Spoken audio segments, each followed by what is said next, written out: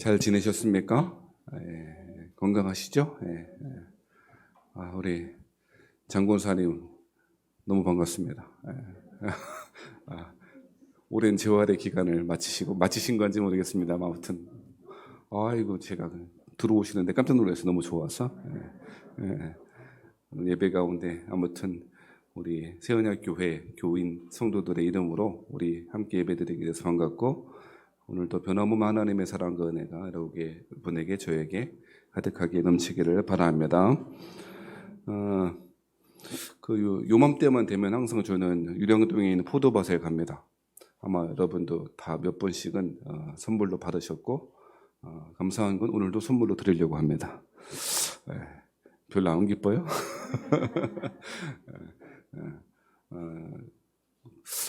요즘 거기보다도 맛있는 포도밭은 더 많은 것 같아요. 그래서 더 생각해 보면 요즘은 뭐 캠벨 말고도 더 막 훌륭한 포도가 많지 않습니까? 그 뭡니까 그 새파란 포도, 정포 아닌가 갑자기 생각이 이름했나? 샤인 모스켓. 그거는요 무슨 뭐 이렇게 단 포도가 있나 싶을 정도로. 그래서 별로 뭐 더 맛있고 고급스럽고 그런 집도 있지만, 저는 요맘때 되면 꼭 거기를 한 번씩 들리곤 합니다. 우리 식구들과 나눠 먹기 위해서 그러는데요. 그거 말고도 다른 이유가 있는데, 거기 가면 제가 은혜를 받고 와요. 왜 은혜를 받고 오냐면, 몇 차례 말씀드렸듯이 그 에베네셀이라고 하는 유량동 포도밭의 사장님이 유량동 감리교회 장로님이세요. 장로님이셨는데 저를 목사인 줄 아시고 난 이후로부터 항상 저한테 간증을 하세요. 무슨 간증을 하냐? 우리 교인들 듣고 너무 기복적으로 흐르지 않을까 싶긴 해서 제가 좀 그렇습니다만, 본인의 교회 건축할 때 이야기, 그리고 11조 헌신해서 어떻게 하나님 은혜 주시고 축복하셨는지에 대한 이야기를 아주 구체적으로 하세요. 그래서 제가 그랬어요. 장로님 우리 교회 간증하라고 오시라 그렇게 말씀을 드렸는데, 아무튼 뭐 본인이 체험했던 하나님의 은혜의 경험들, 은혜의 현장들, 그런 이야기를 하시면서 제가 듣기에도 아주 흡족하고 좋아요. 그리고 그분의 사위도 선교사님이고, 그분의 동생분도 사모님이시고, 그 여동생의 남편을 뭐라 그러죠? 아무튼 그분이 목사님이시고, 매제 우리 통합측 목사님이시고, 어제는 그분이 와서 일하시고 일 도와주고 계시더라고요. 어떻게 목사님이 이렇게 하시나 봤더니 은퇴한 지 이제 얼마 안 되셨대요. 은퇴하셔갖고 이제 그래서 그 은퇴하신 목사님하고도 이야기와 교제하고 그랬습니다. 은퇴하신 목사님들 보면 얼마나 제가 존경스러운지. 저는요 그 오랜 동안 하나님 앞에 충성하고 교회를 섬긴 그 목사님들 보면 너무 존경스러워요. 교회의 크고 작음이 아니에요. 절대 교회의 크고 작음은 저의 평가 기준도 아니고 하나님도 평가 기준이 아닐 줄 믿습니다. 평생 동안에 그렇게 교회를 섬길 수 있고, 하나의 은혜 가운데 은퇴 목사로, 그리고 은퇴하고 나서도 건강하게 포도원 마치 품꾼처럼, 성경의 비유의 품꾼처럼 그렇게 일하시는 모습을 보고 참 은혜를 누리게 되었습니다. 그런 이제 간증들이나 이런 거는 매해 듣기 때문에 제가 예방주사 맞으러, 영양제 맞으러 한 번씩 가는 거거든요. 그래서 은혜의 영양주사를 맞고 왔는데, 어제는 특별히 특별한 은혜가 있었습니다. 무슨 일이 있었냐면, 한 할머니께서 자전거를 타고 그 시골의 그 포도밭에 막 이렇게 들어오시는 거예요. 처음에 그런가 보다 했는데, 이렇게 들어오시고 보니까 이분이 꽤 나이가 먹으신 것 같아요. 그래서 이야기를 해보니까 그분이 90이 넘으셨대요. 90세인가 노인가. 그리고 자전거를 타고 오시는 거예요. 자전거를 타고 왜 왔냐? 이 포도 이렇게 사러 오신 거예요. 혼자. 대단하지 않아요?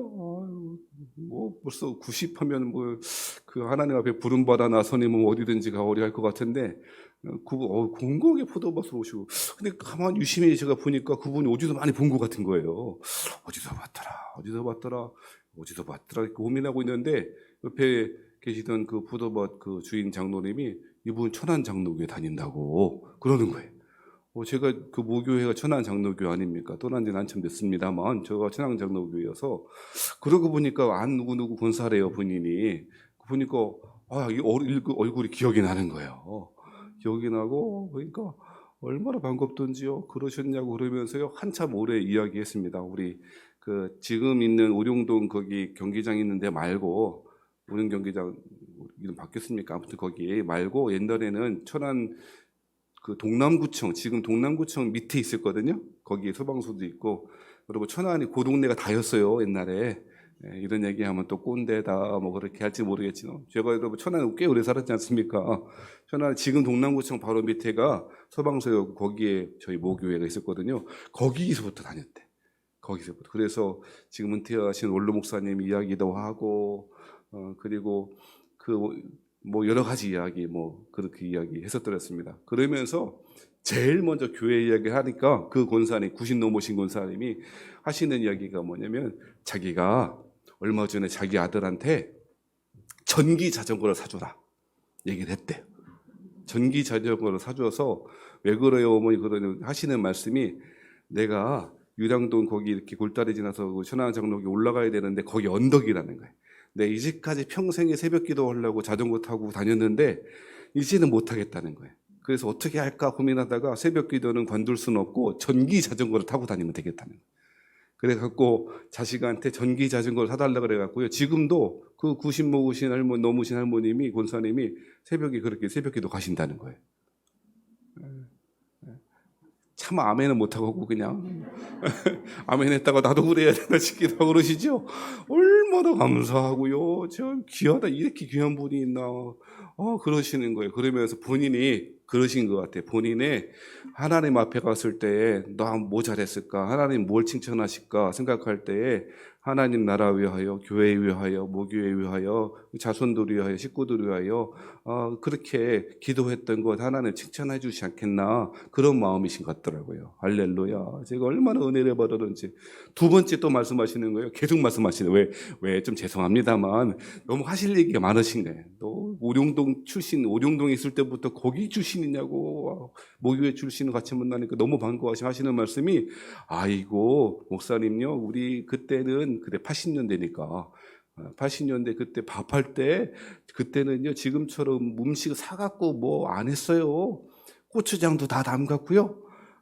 간장도 담갔고요. 이것도 했고요. 이것도 했고요. 얼마나 힘들었는지 몰라요. 그런데 참 재미있었어요. 고추를 사다가요. 제가요 고추장 담는 과정을 다 처음 들었어요. 고추 수확하는 과정부터 시작했고 닦고 말리고 다 그래서 그것도 했고요. 그렇게 해서 담그어서 같이 밥을 먹으면 참 재미있었어요. 그러시는 거예요. 제가 그러면서 이분이 생각할 때 본인이 이제 90 넘어서 좀 있으면 하나님 나 부름 받을 텐데 하나님 앞에 또 칭찬받을 게 뭐 있을까 싶을 때 하나님 제가 다른 거 잘 못해도 배운 것도 없고 여성이라 잘 배우지도 못하고 그랬지만 하나님 앞에 갔을 때 우리 교회 식구들 같이 밥 먹을 수 있도록 그렇게 열심히 노력한 거 그거 하나님 칭찬해 주시지 않겠나 그렇게 생각하시는 것 같더라고요. 한참을 얘기하시는데 기쁨이 있고 푸듯한 그런 마음이 있으시더라고요. 그러면서 한마디 더 붙이시더라고요. 요즘 것들은 뭘 안 해. 그거 안 붙였으면 좋았을 뻔했는데 뭐 그냥 다 사다가 그냥 대충 뭐 그렇게 하는데 그게 못마땅 하신가 봐요. 물론 현대에 맞춰서 해야 되겠습니다만 그분 생각할 때에 그렇게 하나님 앞에 봉사했고 그렇게 자신의 나름 자신이 가지고 있는 은사를 가지고 교회를 섬겼던 것이 하나님 기뻐하시겠구나 생각하시는 것 같더라고요. 저는요 그 장로님 간증 항상 뭐 11조 이렇게 했더니 이만큼 벌었어요. 이거는 제가 별로 와닿지가 않아요. 여러 번 들어서. 뭐 그것도 처음 들었을 때 신기하다 놀랍다 그렇지만 이번에는요 특별한 은혜 그 안 권사님이라고 하는 이제 거의 100세 가까이 되시는 정정하시고 지금도 전기 자전거를 구입해서 새벽 기도 가시는 그 할머니 권사님을 그 이야기를 들으시면서 그렇지 신앙생활 한다는 게 별거냐 신앙생활 잘한다는 게 뭐냐 거창한 구호 거창한 능력이 아니라 뭐 대단한 신령한 능력이 아니라 하나님 나라 위하여 교회 위하여 자기 자신이 속한 교회 위하여 그렇게 헌신하고 봉사하는 것 그것이 신앙생활 잘하는 거지. 저는 그런 생각이 많이 들었습니다. 그러면서 오늘 특별한 날 아닙니까? 사실은 교회가 세워진 13주년이랍니다. 그래서 무슨 말씀을 전할까 고민하다가 그냥 제 마음 가운데 그냥 고린도전서 해, 스케줄대로 해라고 하는 마음이 들더라고요. 그래서 하나님 이거 은사 이야기 해야 되는데 교회 이야기하는 교회 이야기를 좀 해야 될 교회 설립 감사 예배 주간에 맞을까요? 그랬는데 그런 마음으로 성경을 보기 시작했는데요. 세상에 기가 막히게 맞는 거예요. 여러분 오늘 고린도전서 13장까지 무슨 이야기 했습니까? 사랑은 오래 참고부터 시작하고 사랑의 특징이라든지 우리 천국 갈 때까지, 아니 천국에서 영원토록 변화하지 않는 가치가 있다면 사랑이다. 우리 그런 이야기 했지 않았습니까? 사랑의 기본적인 정의라든지 속성이라든지 구원받은 사람에게 주어진 하나님의 선물로서의 사랑의 여러 가지 성질들을 말씀드렸죠. 그러면서 사랑은 오래 참고 그런 얘기도 했었고, 믿음, 소망 세 가지는 항상 있을 것인데 그 중에 제일은 사랑이라, 그런 얘기도 했었더랬습니다. 그런데 14장부터는 은사에 대해서, 특별히 방언과 예언에 대해서 이야기하기 시작하거든요. 그런데 오늘 하나님께서 방언과 은사에 대해서 이야기하시면서 은사 자체에 대해서 말하는 게 아니더라고요. 무슨 이야기냐면 사도 바울이 오늘 14장 말씀을 통해서 강조하고 싶은 것이 있었는데, 그것은 무엇이냐면 은사는 사랑으로 행해야 하고 그 사랑으로 행하는 은사의 방향이 중요하다는 거예요. 여러분, 사랑이라고 하는 것은 기독교의, 아니 다른 어떤 것과도 바꿀 수 없는 위대한 신앙의 가치입니다. 어쩌면 사랑이라고 하는 것이 신앙의 가장 중요한 제1 원리이기도 하고 우리 삶의 존재 목적이기도 할 것입니다. 그런데 이렇게 중요하다 보니 사탄이 하는 짓이 무엇이냐면 사랑의 내용도 정의도 방법도 방향도 오염시키고 바꾸어 버립니다. 그것이 사탄이 하는 짓입니다. 그렇지 않습니까? 에덴 동산에서 사단이 뭐였습니까? 하나님을 사랑하고 그리고 자신에게 주어진 아담과 하와가 서로 사랑하도록 지어줬는데 자기 자신을 사랑하도록 그 사랑의 방향을 바꾸어 버렸지 않았습니까? 하나님 너를 위해서 다 좋은, 저 좋아. 그런데 너가 더 중요하지 않아? 라고 하는 식으로 바꿔버린 것 아니겠습니까? 너가 하나님처럼 돼야 되는 건 아니야 라고 말한 건 아니겠습니까? 하나님을 사랑해야 될 존재가 자기 자신 사랑하러 그렇게 꼬드긴 것이죠. 여러 차례 말씀드렸습니다만 사도 바울도 말세에 고통하는 때가 이르리니 라고 말하면서 사람들이 자기를 사랑하며, 말세의 특징을 자기 사랑이라고 말합니다. 그런데 여러분, 자기 사랑하는 게 뭐가 문제야라고 하는 것, 이 세상의 풍토 아니겠습니까?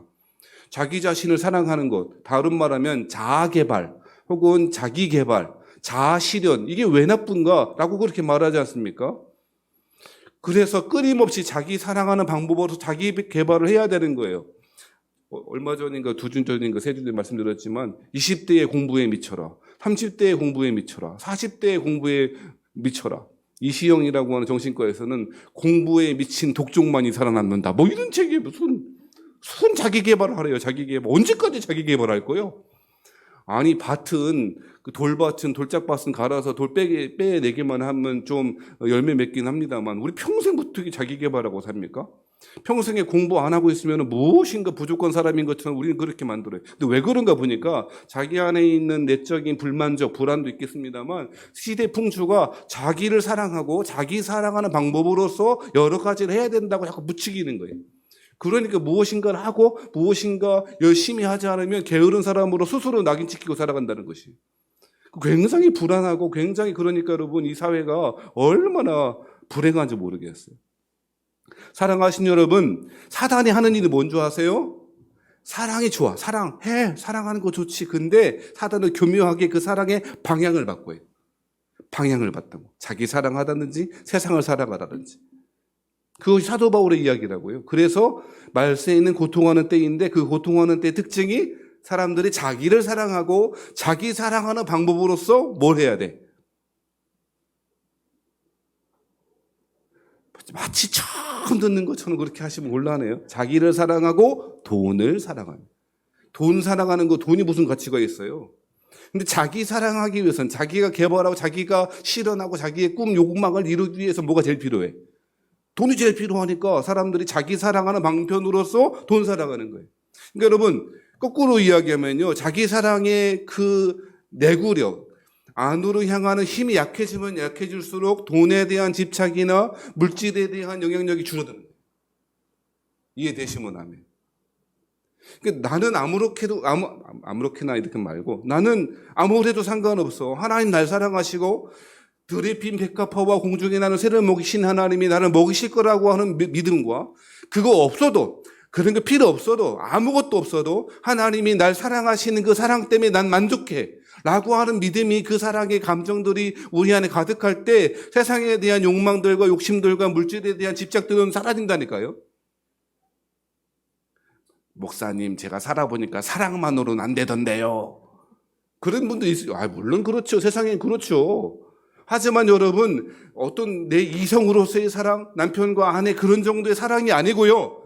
우주 만물의 주인이신, 그리고 자기 독생자 예수님을 십자가에 달아 처참하게 사형시킬 수 있는 그 하나님이 내 아버지고, 그분이 영원토록 우리를 사랑하시겠다 선언하시고 지금도 신실하게 우리를 사랑하신다면 무엇이 불만족하겠느냐는 거예요.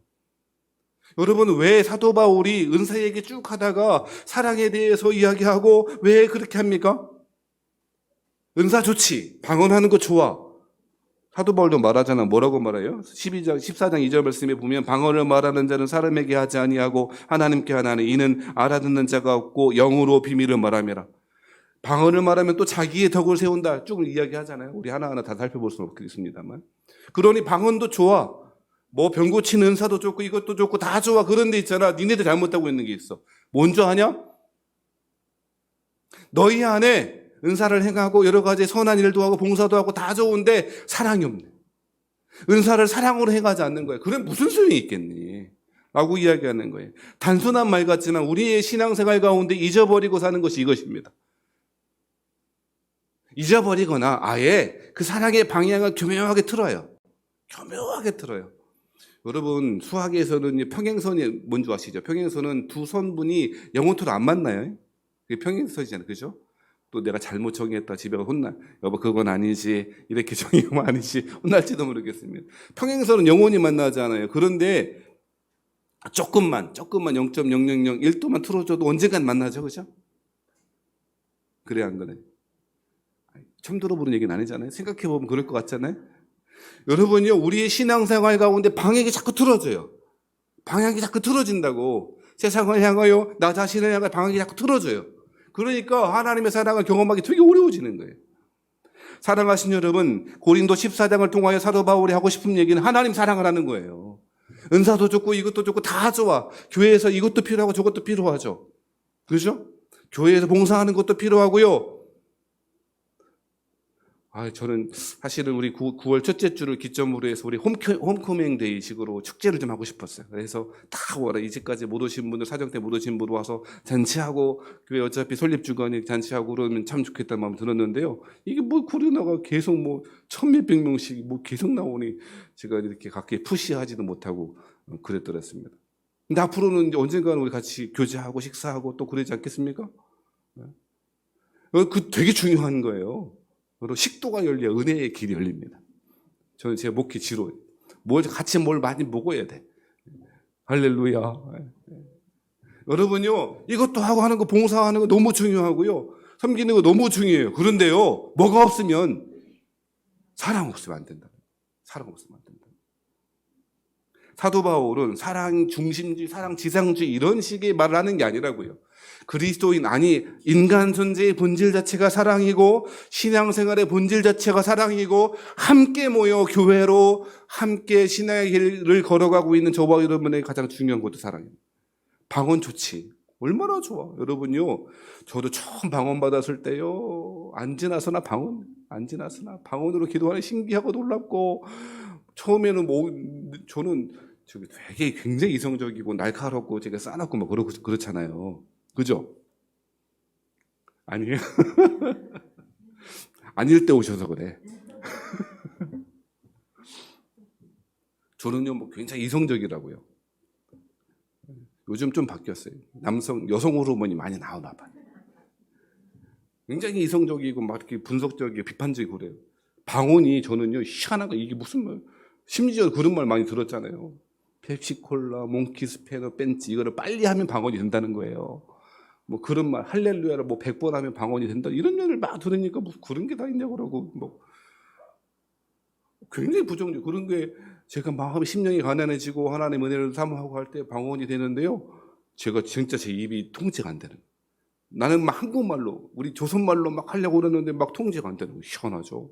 그때부터 얼마나 신기하고 놀라운지. 근데요, 아무튼 그렇게 해서 방언에 대해서 쭉 깊이 하나님의 은사에 대해 알게 되어지고, 근데 그 이후로는요, 시들해지는 거예요. 왜 그러냐면 그냥 이제 방언은 제 또 다른 모국어처럼 그냥 자연스러워지는 거예요. 그러니까 어떤 분들은 그런 말 하죠. 방언 터진다. 그러니까 처음 방언을 경험하시는 분들은 방언이 터진다 그러는 거예요. 그 이야기는 이제까지는 나의 통제 밖에 있다는 것인데, 실제로 근데 이후로 방언하시는 분들은 방언 터진다고 안 해. 왜냐하면 방언 자연스럽잖아요. 그죠? 방언, 지금까지 방언을 안 받아보신 분들은 모르겠습니다만, 방언으로 기도하는 게 그 이후로, 첫 번째 방언 경험 이후로는 굉장히 자연스럽고, 그냥 지금 방언해야지 하면 하잖아요. 그런 게 있어요? 아니, 그런 게 있어요. 아무튼. 그래서 그런지, 근데 신기하고 감사하고 놀라워하고 이런 은사로서의 하나님의 비밀을 말한다고 사도 바울이 말합니다. 그걸 방언을 했는데 시들해지는 거예요. 제2의 모국어처럼 그냥 되니까 방언을. 지금부터 방언해야지 하면 방언 되니까 시들해지는 거예요. 근데요, 그게 왜 그런 줄 알았어요? 왜 그런 줄 알았어요? 이유가 뭔지 아세요? 제 안에 뭐가 없어서? 교인들을 향한, 하나님을 향한 사랑의 마음들이 점점 메마르고 시들러졌더라. 그러니까 신기하고 놀라고, 이야, 이런 은사가 다 있네, 이런 것들이 시들해져. 사랑하시는 성도 여러분, 사도 바울은 은사가 이렇다, 은사가 저렇다, 이거 이야기하고 싶은 게 아니었더라고요. 그러면 사도 바울이 무슨 얘기하냐? 방언하는 거 좋지. 그런데 예언하려고 힘써봐. 사도 바울이 그러면서 예언이 더 나은 것처럼 묘사합니다. 그런데 그 말은 방언과 예언이 존재론적으로, 그 존재론적 이런 말 자꾸 써도 미안합니다만 제가 설명할 길이 없어서 그래요. 그 본질 자체가 방언, 예언이 있으면 이 두 개가 경중의 차이가 있다는 말이 아니에요. 존재론적으로 차이가 있는 게 아니라고요. 여러분, 이 두 부부가 있는데 두 부부는 존재론적인 차이가 있어요, 없어요? 있을 것 같아요? 사람이라고 하는 면에서 인간이라고 하는 존재로서의 존재론적 차이는 없어요. 대신 무슨 차이가 있어요? 기능적 차이는 있죠. 남성과 여성이라고 하는, 남편과 아내라고 기능적 차이가 있는 거예요. 사도 바울이 언뜻 보면 예언보다 방언보다 예언을 더 높이 사는 거, 그게 더 좋은 것처럼 묘사하는데 존재론적인 차원에서 말하는 게 아니야. 본래적으로 예언이 더 낮고 방언이 수준 레벨이 더 낮은 게 아니라고. 네? 이해되세요? 그러니까 여러분이 어떤 사람들이 말하듯이 방언했으면 그 다음에 뭐 해야 된대? 예언해야 된대. 이렇게 말하면 안 되는 거라고. 똑같이 하나님이 선물로 주시는 거니까. 이해되시면 아멘. 그런데 사도 바울이 왜 이렇게 말합니까? 오늘 14장 전체를 통하여, 아니 25절 이하 모든 본문을 통하여 사도 바울이 마치 방언이 더 나은 은사인 것처럼 말하는 이유가 무엇입니까? 한 가지밖에 없어요. 단 한 가지 이유. 그것은 방언은 자기의 덕을 세우는 거예요. 자신의 신앙의 유익을 세워. 왜 그러냐면 누가 통변하는 사람이 없으면 알아듣지 못하잖아요. 그렇잖아요. 그러니까 자기에게 유익이야. 하나님의 비밀을 말하고 정말 하나님이 성령께서 내 안에 계셔서 마치 성령 하나님 나를 대신해서 기도해 주는 것 같은 은사 체험을 하는 게 방언이잖아. 그러니까 나한테는 유익해요. 그런데 옆에 사람이 하루 종일 유튜브에 보니까 3시간 방언 기도 못 읽겠더라고. 방언으로만 그 3시간을 방언 기도하는 거를 유튜브로 그냥 촬영해갖고 띄워놔. 어떤 분 그걸 틀어놓고 자기도 같이 기도한대. 그게 도움이 될라나는 모르겠습니다. 아니, 그분은 방언 기도하면 은혜가 있는지 모르겠습니다만, 옆에서 방언 기도 3시간 한다고 내가 막 은혜 받아요? 아니잖아요. 반면에 예언의 은사는 뭐라고 이야기하냐면 3절과 4절에 그러나 예언하는 자는 사람에게 말하여 덕을 세우며 권면하며 위로하는 것이요. 방언을 말하는 자는 누구의 덕을 세웁니까? 자기의 덕을 세우고 예언하는 자는 교회의 덕을 세운다. 방언과 예언이 본질적으로 차이가 있어서가 아니고 방언도 좋지. 자기의 덕을 세우고 자기의 신앙에 유익이 되니까 좋지. 그런데 사도 바울 입장에서 볼 때 그보다 더 중요한 게 있어. 예배 시간에 나 방언한다고 갑자기 어떤 사람이 예배 드리다가 뚝 이러다가 나 방언할게, 방언을 기도할게 이렇게 실제로 그런 일이 있었다는 거잖아요. 그렇게 하지 말고 하나님의 예언을 하려고 해. 여러분 여기서 예언은 미리 예자 예언이라기보다 하나님의 말씀을 대언한다는 의미에서 예언이에요. 예언은 2가지 강성이 있습니다. 미리 예고하는 것, forecasting, foretelling. 장래에 있을, 미래에 있을 예언하는 예언이 있고 대신한다라고 하는 말이에요. 즉 오늘 사도 바울이 여기서 말하는 예언이라고 하는 것은 미래에 어떻게 될 거야 라고 하는 것이 아니고 하나님의 말씀에 대한 선포를 말하는 거예요. 사도 바울이 볼 때에 100마디, 1000마디 방언하는 것보다 교회의 덕을 세우기 위하여 신자들을 세우기 위하여 하나님의 말씀을 바르게 전하는 그 예언이야말로 훨씬 더 유익하다는 거예요. 그것이 권면하는 것이고 위로하는 것이기 때문이라고 말하는 것입니다. 그래서 5절 말씀에도 나는 너희가 다 방언 말하기를 원하나, 방언하지 말라는 말이 아닙니다. 방언하라니까요. 좋다니까요. 은혜가 넘친다니까요. 바라고 소원하는 것은 오늘 여러분 가운데 아직도 방언의 은사를 받지 못하신 분들은 오늘 말씀을 듣고 사모하시고 기도하심으로 다시금 새로운 방언이 임하기를 바라고, 성령께서 우리의 입을 통하여 말씀하시는 기도의 역사가 이루어지기를 주의 이름으로 축복합니다. 하지만 더 뛰어난 것이 있습니다. 더 좋은 것이 있습니다. 방언하신 분들은 반드시 예언하는 은사가, 예언하는 일들이 사랑의 행동으로서, 사랑의 열매로서 우리 가운데 나타나시기를 주의 이름으로 축원합니다. 그리하여 교회에 덕을 세우시는 여러분들에게 바랍니다. 넓게 보자면 은사는, 우리의 섬김은, 우리의 행동은, 우리의 손과 발은 하나님의 교회의 덕을 위하여 사용되어져야 한다는 것입니다. 사도 바울이 14장을 통해서 하는 말씀이 바로 그것입니다. 오늘날과 같이 교회가 모욕을 당하고 교회 무용론이나 하고 교회는 불가분에 그냥 할 수 없이 다니는 것처럼 소홀히 여겨지는 시대에 교회의 덕을 세운다, 교회를 위해 헌신한다라고 하는 말은 뜬금없는 구름 잡는 얘기처럼 느껴질 것입니다. 하지만 사랑하신 성도 여러분, 그렇지 않습니다. 수차례 강조했습니다만 구원에 있어서 교회는 불가분의 관계입니다.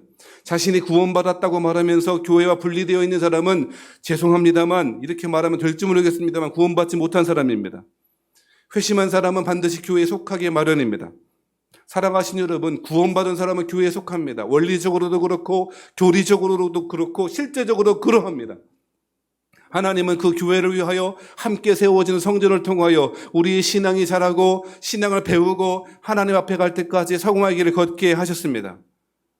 그러므로 교회에 속한 성도들은 교회의 덕을 세우기 위하여 우리에게 주어진 은사 달란트를 사용하는 것이 마땅하고 하나님이 그 사실을 기뻐하십니다. 이 이야기는 사랑의 방향이 나나 세상이 아니고 우리 성도를 향한 것, 교회를 향한 것이어야 한다고 말합니다.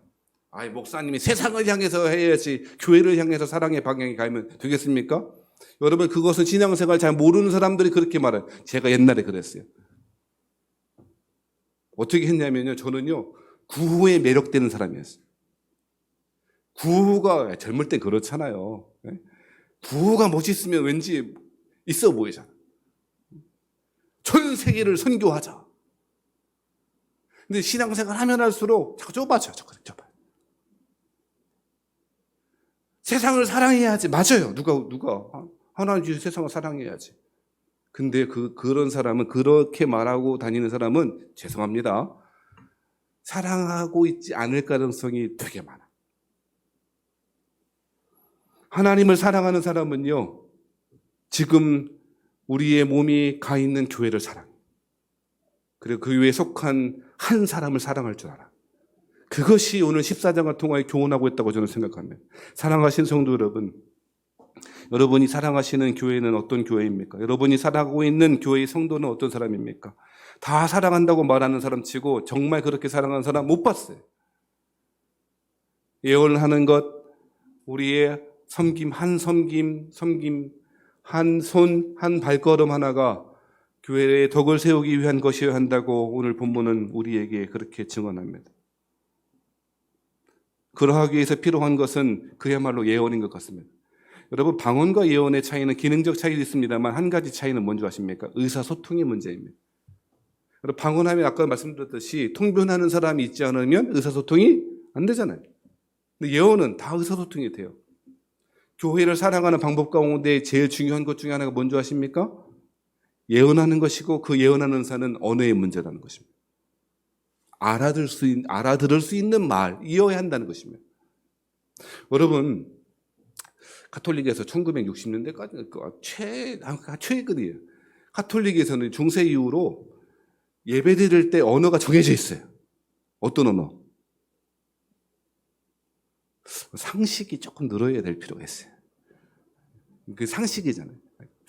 천주교에서는 예배드릴 때 라틴어로 드려요. 중세 때 라틴어.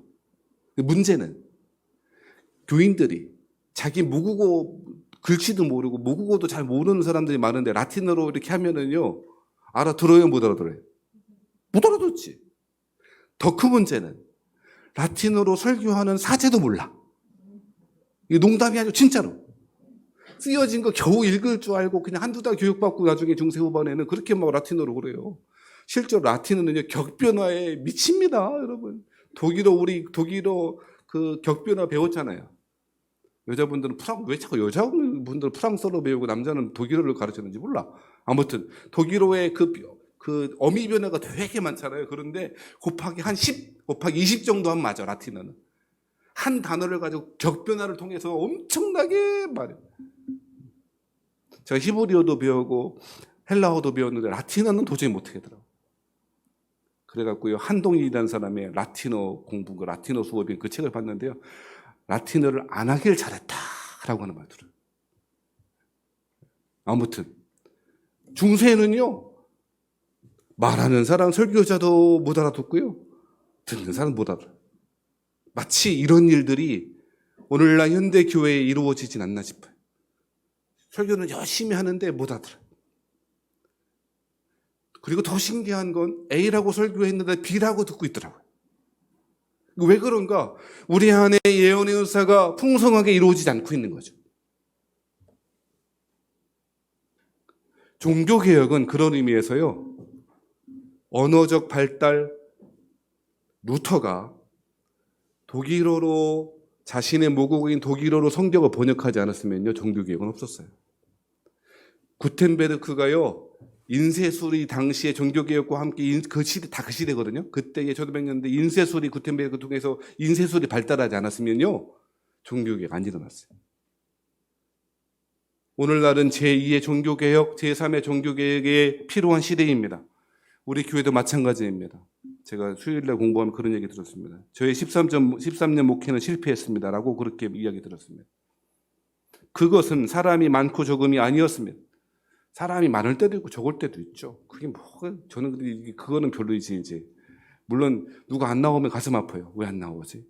저 자리는 누구 자리인데 누구 자리는 자꾸 쳐다봐. 왜 안 나오지? 하지만 사람이 많고 작으면 하나님 우리의 평가하시는 기준도, 평가하시는 어떤 그것이 아니에요. 절대 아니에요. 우리 안에 필요한 것은 예언의 은사입니다.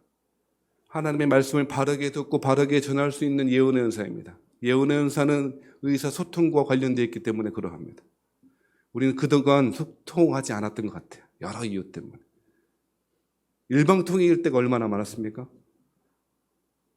여러분, 부인들이 제일 기분 나빠하는 게 뭔지 아세요? 아내는 막 말하는데 그냥 듣는지 안 듣는지 그냥. 그러면 되게 기분 나쁘대요. 여러분도 그러신가요? 격하게 그렇다. 격하게 그렇다. 그리고 속으로 말을 많이 하면 좀 들어야지. 그러면 남편은 그럽니다. 듣잖아. 듣는데. 네? 여러분요, 오늘날이라고 하지 말고, 어쩌면 사랑하신 여러분요, 우리 교회에는 그런 일이 있었는지도 모르겠어요. 서로 말하고, 서로 말하는데, 귀 기울여 듣지 않은지도 모르겠어요. 어떤 사람은 고통스럽다고 신음하는데, 그 소리를 애써 귀를 막고 있는지도 모르겠어요. 목사님 앞에서 설교 열심히 하는데 그 말씀은 내가 따를 만한 건 아닌 것 같아. 부담스러워라고 귀를 막고 있었는지도 모르겠어요. 여러 이유 때문에 우리는 예언의 은사가 우리 교회를 통하여서 풍성하게 이루어지지 못했던 것 같습니다. 사랑하신 성도 여러분, 12절 말씀에 이렇게 결론합니다. 그러므로 너희도 영적인 것을 사모하는 자인즉 교회의 덕을 세우기 위하여 그것 예언의 은사가 풍성하기를 구하라 라고 말합니다. 오늘 교회 설립한 지 13주년 된 날을 감사하고 기뻐하면서 고린도전서 14장의 말씀을 다시 되새이는 시간이 되기를 바랍니다. 우리는 영적인 것을 사모합니다. 그렇죠? 신령한 것을 사모합니다. 12장에는 영적인 것을 알아야 한다. 13장에 신령한 것을 추구해야 된다. 그리고 14장에는 그 영적인 것을 사모해야 된다고 말합니다. 그런데 그 영적인 것을 사모해야 되는 이유는 단 한 가지, 사랑의 방향이어야 하는 교회의 덕을 세우기 위한 것이어야 한다고 사도 바울은 결론 내립니다. 사모한다는 말은요, 여러분 여기에 이 헬라 원래 원문은 젤로타이라고 하는 말이에요. 젤로스. 그래서 젤로타이라고 하는 말에서 젤러스가 나왔어요. 영어. 젤로스 혹은 질러스. 이게 뭡니까, 영어로? 갑자기 나를 왜 시킨 거야? 우리 교회 에이스니까 물어보는 거야. 질러스, 질투하다. 그게 어감 자체가 좋지 않지만 마치 그 여기서 그러니까 사모하는 말은 그냥 그런 은사가 있었으면 좋겠다 정도가 아니고 사랑하며 예언의 은사를 하면 좋겠다 정도가 아니고요. 마치 그것을 뺏기면 그 예전에 왜 그 점 찍고 나와갖고 막 이렇게 막 했던 사람 있잖아요. 드라마. 점 찍고 복수하는 드라마. 뭔지 까먹었어. 점 찍고와 안 찍고와 차이가 굉장히 나잖아요. 막 질투 막. 그 사랑을 뺏길까? 마치 그 은사가 주어지지 않으면 나의 신앙생활이 하나도 의미 없는 것이냐? 추구하고 열정적으로 쫓아가는 것이 여기서 사모하는 자인지 그런 거예요. 여러분, 사랑하신 성도 여러분, 오늘 13주년 된 우리 세원학교에 감사하고 서로 격려하고 축하하면서 영적인 것을 사모하길 바라고 교회의 덕을 세우시는 저와 여러분 되길 바랍니다. 하나님 사랑하는 사람 교회 사랑합니다. 교회를 위해서 헌신합니다. 오늘도 하나님은 저와 여러분 그렇게 헌신하는 저와 여러분을 찾으시고 계신 줄 믿습니다. 90 넘어서까지 새벽에 하나님 나라 위하여 교회 위하여 자손들을 위하여 기도하러 가신다는 그 권사님을 본받아 교회에서 한 것이라고는 열심히 고추 닦고 고추장 담궈서 교인들에게 밥한 것밖에 없다고 말씀하신 그 할머님처럼 우리의 삶을 통하여 우리 작은 헌신을 통하여 교회를 세워나가시는 저와 여러분 되기를 주 여러분으로 축복합니다. 오늘도 온라인으로 실시간으로 함께 참여하지 못했지만 예배 드리시는 우리 교회 성도들도 속히 교회로 돌아오시길 바라고 하나님의 은혜에 따라 함께 무등키 안고 하나님의 은혜를 나누는 시간 있으시기를 주 여러분으로 축원합니다. 기도하겠습니다.